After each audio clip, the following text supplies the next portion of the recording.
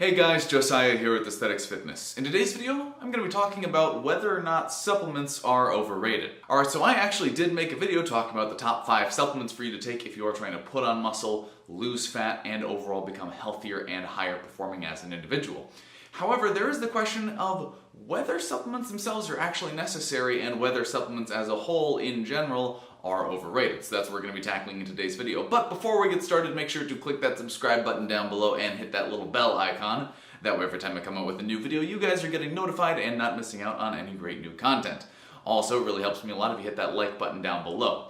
Now with that out of the way, let's get started. Alright, so to answer the question of whether or not supplements are overrated, whether or not you should take them, whether or not they're beneficial, I have to kind of separate supplements into 2 categories. First, I'm going to talk about the basic, scientifically tested ones that have had hundreds of tests done on them, and we know for a fact that they work. Things like whey protein, creatine, multivitamins, BCAAs, things like that your body can certainly use and does use in order to be able to build a better physique and increase your performance. Those supplements I highly recommend, like I did in my other video. And then there's another category of supplement, which is what I kind of like to call like the wonder supplements, or these things where they're these pills and formulas that come out with all this fanfare talking about, put on 18 pounds of muscle in 6 weeks, and, things that'll help you burn fat twice as fast, and they have like one study attached to them, and that study happens just coincidentally to be funded by the company that put out the supplement. And these supplements tend to also come with a very high price tag, like in excess of $50 a bottle, especially when they first come out.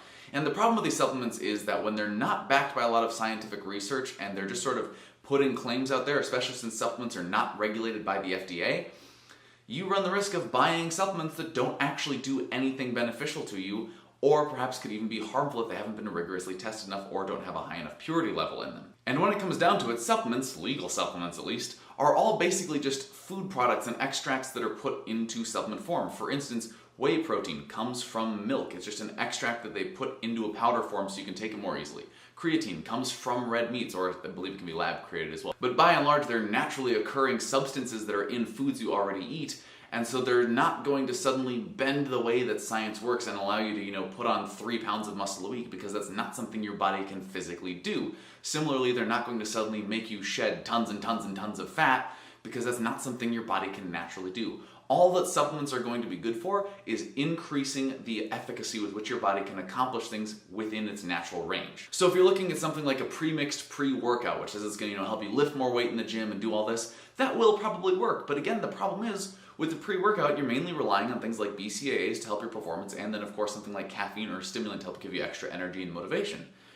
So instead of paying like $30 for a thing of powder for pre-workouts, just drink a cup of coffee, which you can make yourself for very, very cheap, and take a scoop of BCAAs, and you've got yourself a homemade pre-workout that's going to cost a lot less and give you the exact same results. And then when you're looking at other miracle supplements, things that claim you're going to be putting on massive amounts of muscle faster than science and your body would actually allow, take that with a very, very big grain of salt, especially if it's not backed up by 3, 4, 5, 6 or more independent clinical studies. Even if they cite a study or two, make sure that those aren't studies that are funded by the company putting out the supplement, because then there's a conflict of interest there and you can't really trust it. So when it comes down to it, supplements can definitely be good and useful, and I do recommend taking them, especially ones that are tried and true with a lot of science behind them that can help you achieve your goals a little easier.